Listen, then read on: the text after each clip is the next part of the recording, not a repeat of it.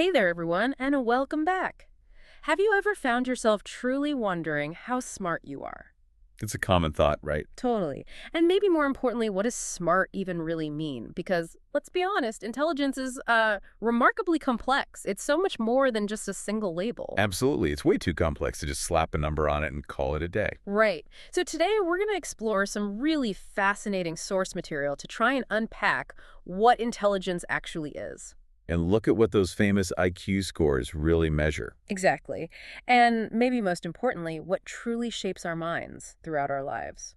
Yeah, it's pretty amazing how our understanding has changed over time. I mean, we went from these sometimes quite rigid attempts to quantify intelligence Just put a number on it. to now really appreciating how incredibly dynamic and, well, adaptable the human brain is. So it's not just fixed? Not at all. We'll get into the history of intelligence testing, sure, but also, some of the big problems with it. The pitfalls, yeah. And how science looks at cognitive potential these days. It's quite a journey, actually. It sounds like it. So, okay, to really get a handle on this, maybe we should start at the beginning. Like, the basic concept of intelligence itself. Good idea. Our sources generally define it broadly as your ability to learn from your experiences Okay. and then use those experiences to understand your environment or maybe even adapt to it. Makes sense. Learning and applying. But it's definitely not just one single skill, is it? I mean, think about spatial reasoning or language skills. Emotional intelligence. That's a big one people talk about now. Right, all these different facets. And the idea of measuring this stuff goes back centuries, apparently. It does, but the first really concrete breakthrough, according to the sources, was in 1904. Okay, who was that? An English psychologist, Charles Spearman. Spearman. Okay, what did he do? Well, what he noticed was actually pretty insightful for the time. He was looking at student grades across different subjects. Like math, English? Yeah, exactly. Math, English, classics, French, you name it. And he kept seeing this pattern. What kind of pattern? Students who were good in one subject, say math, Uh-huh. they almost always did pretty well in the other subjects too. Ah, interesting. So it wasn't totally separate skills then. That's what he thought. Hmm. It led him to propose this idea of a general intelligence factor. He called it the G factor. The G factor, I think I've heard of that. Yeah, it's a core concept. The basic idea was that this G factor represented some kind of fundamental ability To do what exactly? to learn new things, recognize patterns, think critically. Yeah. Basically, the underlying mental engine, regardless of the specific subject. Okay, so like a general problem-solving ability. Sort of. He also talked about S factors, which were those specific skills for each subject, like math ability or language ability. Right, And he thought those S factors could be trained, you could get better at them. but not the G factor.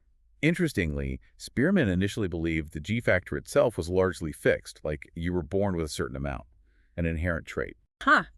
That's a pretty strong claim. It was, and it had big implications later. But around the same time, or just after, actually, Yeah. across the channel in France, you had Alfred Binet. And he developed what became the first formal intelligence test. Ah, Binet, the Binet-Simon test, right? Exactly. He worked with Theodore Simon. They designed tasks for kids. Simple stuff, seemingly. Like what? Naming missing things in drawings, defining words, repeating sentences back. Okay. But here's the really crucial part about Binet, His original goal was totally different from where things ended up. How so? He genuinely wanted to identify children who needed more help in school, extra support. Oh, okay, so it was diagnostic almost. Precisely. He strongly believed that intelligence wasn't fixed, that it could absolutely be improved with the right education. That's a much more optimistic view than Spearman's initial idea. Definitely. And Binet came up with that first IQ calculation, mental age divided by actual age times 100. Right, I remember learning that formula. But then, this test got translated and standardized over in the U.S. by Lewis Terman at Stanford. And it became the Stanford Binet test. Still used today, right? In updated forms, yes. But here's the twist. When it got adopted in the U.S., the whole purpose kind of shifted. Shifted how? It started being used widely to rank adults, not just help kids. That was a significant departure from Binet's original, more, benevolent intention. Wow. Yeah. That changes things quite a bit. It really did. And that shift kind of set the stage for a lot of the controversy that followed. Modern IQ tests, though, they still generally aim to measure that G factor. That general intelligence thing. Right. They do it by assessing a whole range of mental abilities, and usually it's timed. You're under pressure. So what kinds of questions are typical now? Well, you'll definitely see vocabulary sections, like which word is a synonym for sanguine, or what's the opposite of perspicacious. Okay, word knowledge. Then there's numerical patterns, figuring Yeah. out the next number in a sequence like 3, 5, 8, 12. What comes next? Uh, let's see. The difference increases by 1 each time. +2, +3, +4, it's +5, 0.17. You got it. Or maybe faster sequences like 3, 15, 60, 180. Okay, that looks like multiplication. Times 5, times 4, times 3. So next is times 2, 360. Exactly, looking for those relationships. And then, of course, there are the famous Raven's progressive matrices. Ah, those visual puzzles, the grids with shapes. Yeah, those 3 by 3 grids where one square is missing, and you have to figure out the pattern to choose the right missing piece. Right, the rules can be about movement, rotation, things missing. Or even abstract addition or subtraction, where maybe overlapping lines cancel out. All sorts of visual logic. It's all about pattern recognition, really. In different forms, yes. And these tests are all standardized. The average score, the mean, is set at 100. Okay. And the spread, standard deviation, is 15 points. So what does that mean for most people? It means the vast majority, about 68% of the population, score somewhere between 85 and 115. That's the big middle chunk. Exactly. And only about 2% score really high, over 130, or really low, under 70. Okay, that makes sense. Now, here's where it gets really interesting for me. The idea that maybe just an hour or two of these kinds of questions Yeah. can actually predict quite a lot about how your life might turn out. Is that right? It's surprisingly predictive in some areas, yes. Yeah. The data is pretty compelling on that front. Like what, for example? Well, for instance, there's a measurable link between IQ scores and brain size. Really? How strong a link? A big meta-analysis back in 2005 looked at lots of studies and found a correlation of about 0.33. Okay, 0.33. So higher IQ tends to go with slightly bigger brain volume, on average. On average, yes. It's not a perfect correlation, but it's Yeah. there. But where it gets really predictive is academic success. School grades and stuff. Yeah. There was this big study in Scotland, followed like 13,000 kids from age 11. Wow. They found a correlation of 0.8 between their IQ at 11 and their national exam scores 5 years later. 0.8. That's incredibly high for social science. It's huge. Yeah. It suggests that their IQ scores predicted about 2/3 of the variation in their exam results. That's kind of mind-blowing. So IQ is a really good predictor of doing well in school. Generally speaking, yes. It predicts school performance and also how many years of education someone is likely to complete. Okay. What about after school? Like jobs? It predicts occupational success too, though the correlations there are usually a bit lower, typically in the range of 0.2 to 0.6. Still significant, though. Does it matter what kind of job?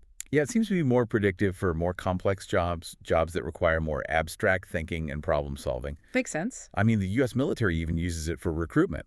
They have cutoff scores. Oh, really? Yep. They won't take anyone scoring under 80.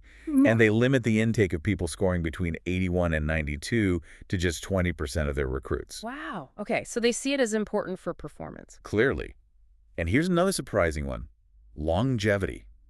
How long you live. IQ predicts how long you live. That same Scottish study found something remarkable. For every 15-point increase in IQ score at age 11, Yeah.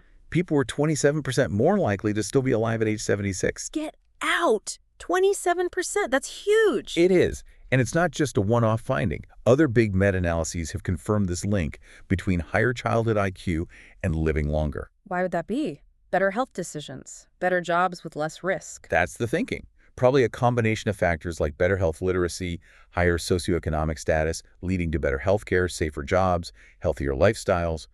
It's complex, but the link is consistent. Fascinating. Okay, so school, jobs, even lifespan. What about money? Does IQ predict income? Ah, income. That's where it gets a bit more nuanced. Okay. One study found a correlation of 0.3, which is moderate, but a really large meta-analysis looking at 31 different studies found an overall correlation of just 0.21. 0.21. That's lower than the others you mentioned. Much lower. What it means practically is that IQ explains only about 4.4% of the differences in people's incomes. Only 4.4%. So 95% of why people earn different amounts has nothing to do with IQ. Basically, yes. It plays a role, but a relatively small one in the grand scheme of income. Some studies even found top earners with IQs below the average of 100. Really? Below average IQ, but high earners. Yep. And if you look at overall net worth, like total wealth, the correlation with IQ is even weaker than for income. Huh. So IQ predicts a lot, but maybe not financial success as much as people might think. Exactly. It's important it predicts significant life outcomes, Okay. but it's definitely not the only thing determining success or well-being. Far from it. Okay, but given how much it does seem to predict, especially things like school success and longevity, it does make you wonder, why isn't IQ testing more, I don't know, universally embraced or talked about more openly? That is a really important question, and the answer, unfortunately, lies in its history. As our sources lay out pretty clearly, it has a genuinely dark and problematic past. Dark how? Remember how Binet's test got brought to America by Henry Goddard and its purpose shifted? Right, from helping kids to ranking adults. Well, that shift happened alongside figures like Spearman, who believed that G factor, that general intelligence, was largely fixed and inherited. Okay. So this idea got tangled up with the American eugenics movement. Eugenics, that's not good. Not good at all. The movement aimed to essentially control who should reproduce based on supposedly desirable traits. And IQ tests were used for that? They were used to identify people deemed unfit, often leading to horrific policies like forced sterilization. Laws allowing this were actually upheld by the U.S. Supreme Court in 1927. Forced sterilization based on IQ scores? That's appalling. It's incredibly disturbing, and terms we might now consider just insults like moron or imbecile were actually used back then as official scientific classifications to target people for these procedures. Wow. I didn't realize the connection was that direct. It is very direct, and it gets even darker. Our sources point out that Hitler actually cited American eugenicists as inspiration. Yes. And at the Nuremberg trials, after World War II, some Nazis even defended their actions by referencing that U.S. Supreme Court decision on sterilization. That is just awful. Okay, I can absolutely see why people would want nothing to do with IQ testing given that history. Completely understandable. It casts a very long shadow, Yeah, and it's critical we acknowledge that baggage whenever we discuss IQ. definitely. But has the science moved on from those early, really flawed ideas? Oh, absolutely. The scientific understanding of intelligence has evolved significantly. Okay. For example, one major thing those early researchers got wrong was the idea that IQ is entirely determined by your genes. Right. Spearman thought G factor was fixed, inherited. But we know now that's not the full picture. Twin studies are really informative here. Oh, so. They show that IQ scores are pretty consistent over a person's life. Like there's a correlation of 0.5 to 0.6 between someone's score at age 11 and their score way later, say at age 90. So it is fairly stable for an individual. Reasonably stable, yes. And identical twins who share all their genes tend to have much more similar IQ scores than fraternal twins. That definitely points to a genetic component. Okay, so genes do play a role. They absolutely do. Yeah. But how much of a role? When you look across the entire lifespan and average it out, the estimates generally land around 50-50. 50-50, so half genetics, half Well, environment? roughly, yeah. About half heritability, half environmental factors. Right. Now, those estimates can vary. Some studies lean more towards 40% genetic, others up to 70%, depending on the age group and how they measure it. But the key takeaway is it's definitely not all genetic. Environment matters a lot. That's a really important correction to those older ideas. Hugely important. And it leads to another crucial point. IQ tests don't necessarily measure the whole picture of what we think of as being smart. Right, because smart is kind of subjective, isn't it? Exactly. It's objective, it's multifaceted. Relying on just one number can miss so much about what a person can actually do. So the tests are limited. They have limitations.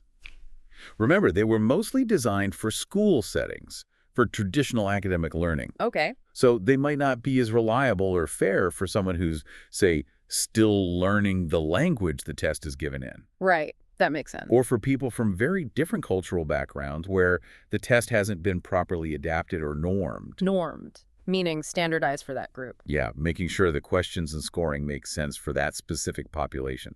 Or even for people from lower socioeconomic backgrounds who might have had fewer opportunities or exposure to the types of knowledge and thinking the tests emphasize. So external factors can really skew the results, not just raw ability. Absolutely. Context matters. Test scores can be influenced by things way beyond just your innate cognitive horsepower. Okay, so if intelligence isn't entirely genetic and environment matters, what about this Flynn effect I've read about?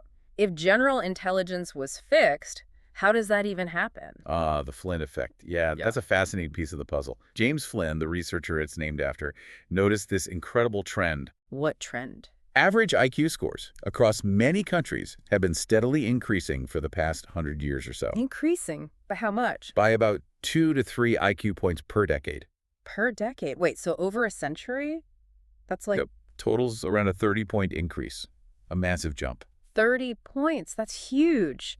Our basic genetics haven't changed that fast, surely. Exactly. Human evolution doesn't work nearly that quickly. Yeah. So something else must be driving this rise in scores. What do people think it is? Well, there's still some debate on the exact mix of causes, but the leading theories point to a few key things. Like, Improved nutrition and healthcare, especially in early childhood. Healthier brains develop better. makes sense. Also better education, more people going to school for longer, and perhaps education itself getting better at teaching abstract thinking skills. Okay. And then there's a big societal shift. Think about it. Over the last century, we've moved massively from manual labor towards jobs that require more complex, abstract thought. More knowledge work, more problem solving. Right. So the argument is our daily lives and work environments now demand and cultivate the very types of thinking skills that IQ tests measure.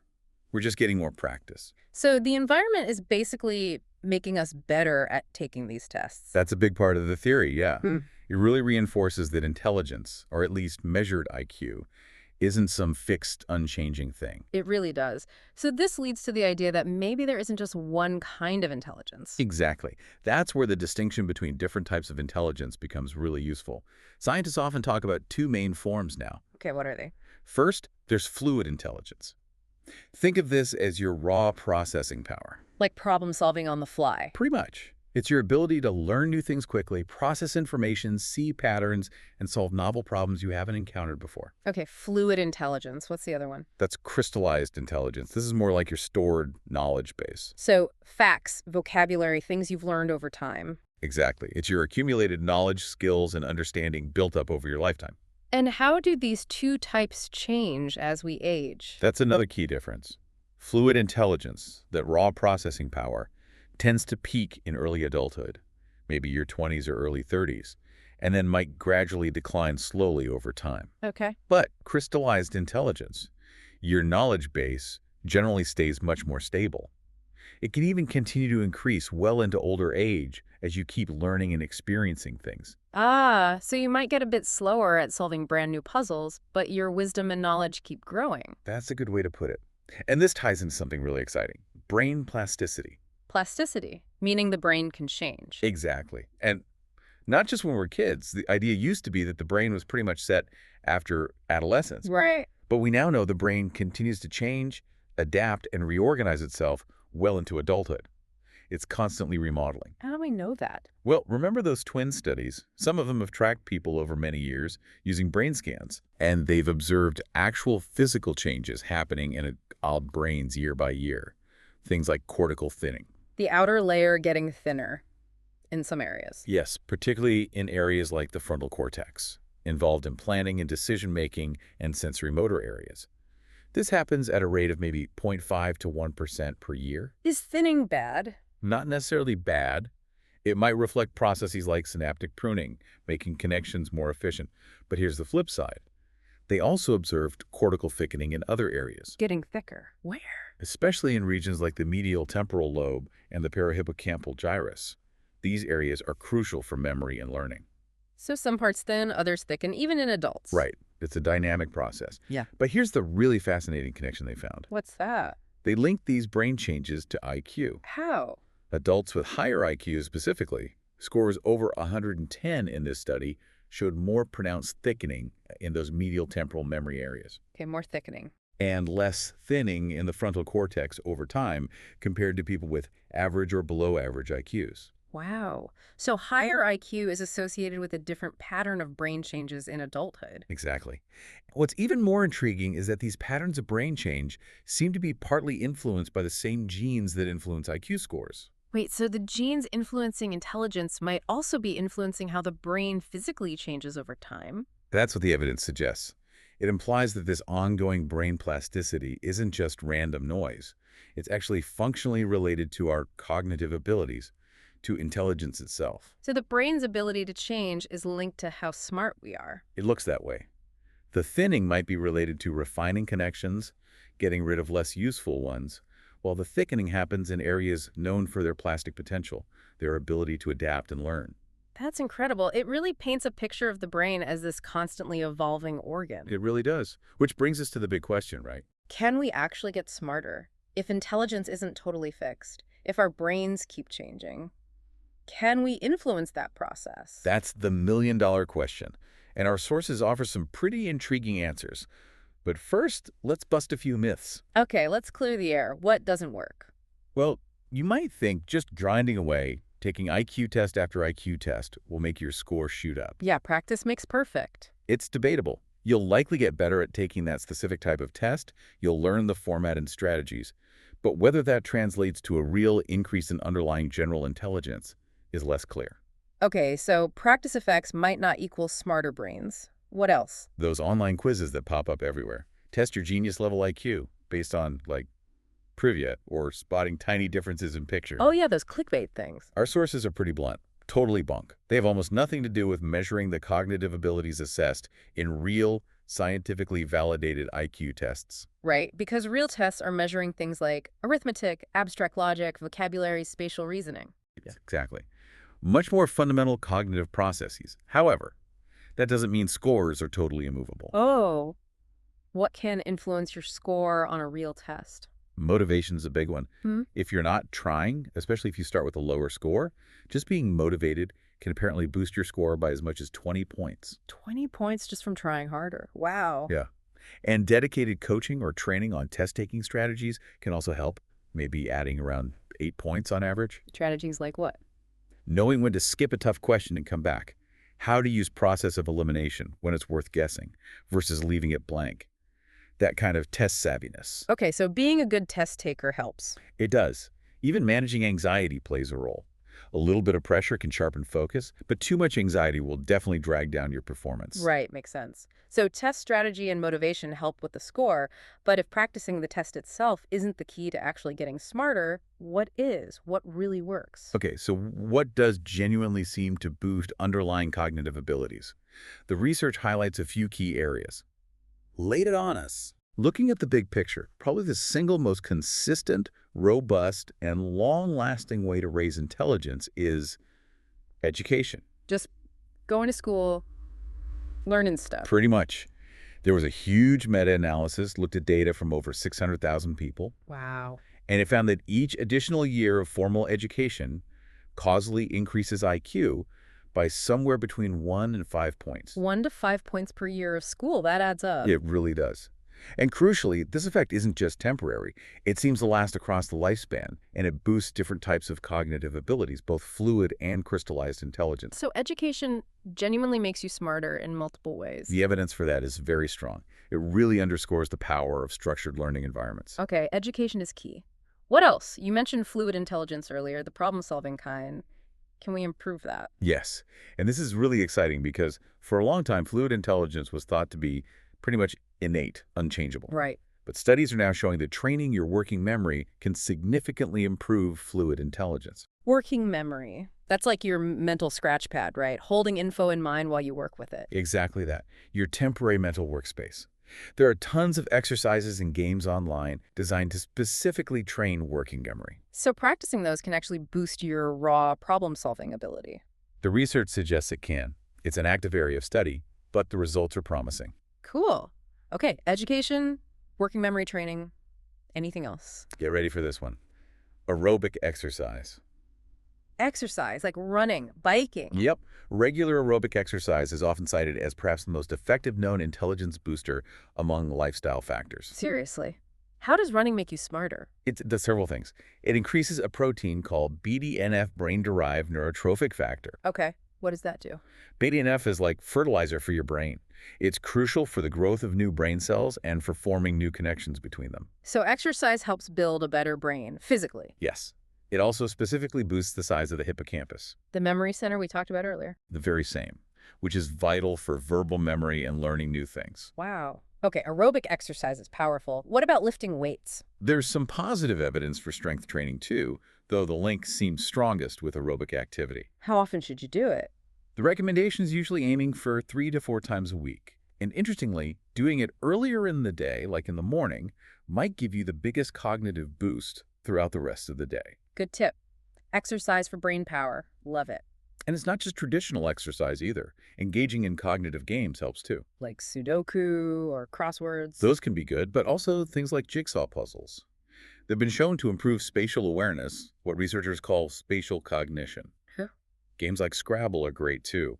They force you to think flexibly with words and strategy, which can boost executive functions, planning, organizing, and fluid intelligence. So brain games actually work. Certain types seem to target specific skills effectively.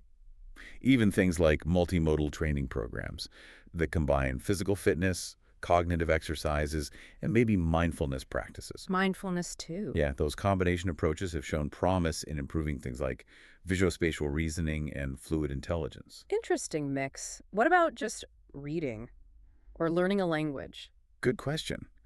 While they might not be framed as direct IQ boosters in the same way as exercise or working memory training, they definitely contribute. How? Reading a lot clearly correlates with higher verbal intelligence, bigger vocabulary, better comprehension. Makes sense, right? Yeah, totally. And learning a new language can be a fantastic workout for your brain.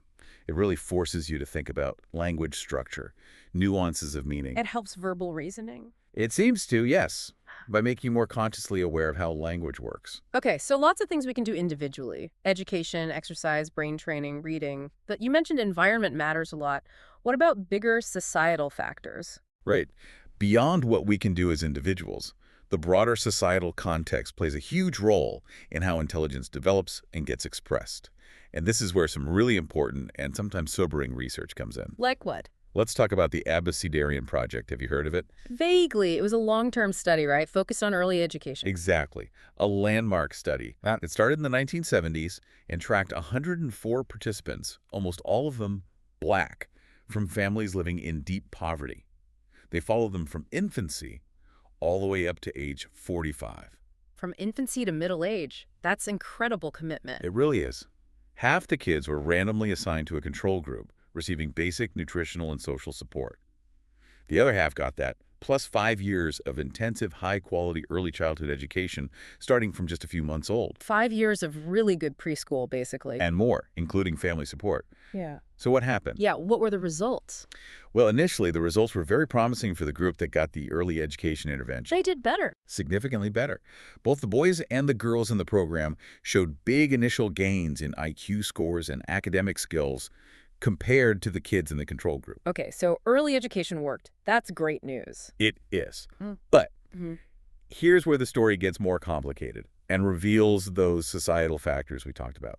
As the researchers followed these individuals into middle adulthood, a surprising and, frankly, quite stark difference emerged between the men and women in the program. A difference based on gender. How so? The Black females who had been in the high-quality early education program, they continued to build on those early advantages throughout their lives. Their scores kept improving. Their IQ scores, their reading skills, their math skills, they stayed higher or even improved further into their 40s compared to the control group females.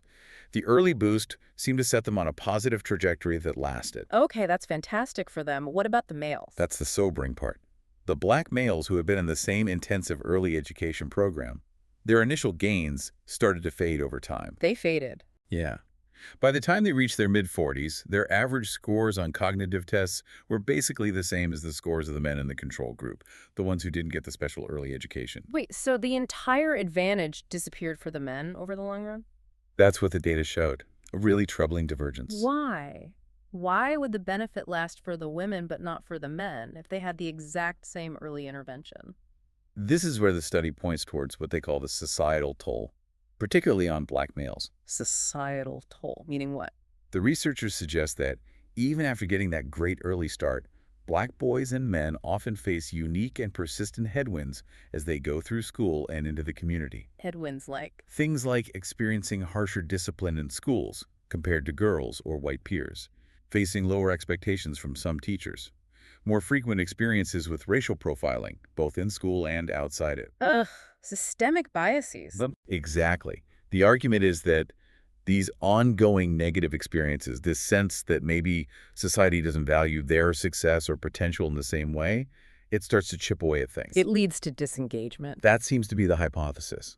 It's not necessarily that they lose the cognitive skills they gained early on. It's more that these constant societal pressures can damage confidence, reduce motivation, impact performance, and ultimately steer them away from academic and career paths where those early skills could have paid off. So the environment after the early intervention basically counteracted the initial boost for the males. That's the interpretation offered by the researchers. It's a powerful reminder that early intervention, while incredibly important, might not be enough on its own if the later environment remains challenging or discriminatory. Wow. What are the implications of that then for policy? It really suggests a two-pronged approach is needed. Yes, invest in high-quality early education, absolutely. The benefits, especially for the women in the study, were clear and lasting. But society also has to address those later barriers. We need to rethink things like school discipline practices, actively combat implicit bias and teacher expectations, create workplaces that truly value and support Black employees. Tackle the systemic issues head on. Precisely. This research helps make those issues less abstract.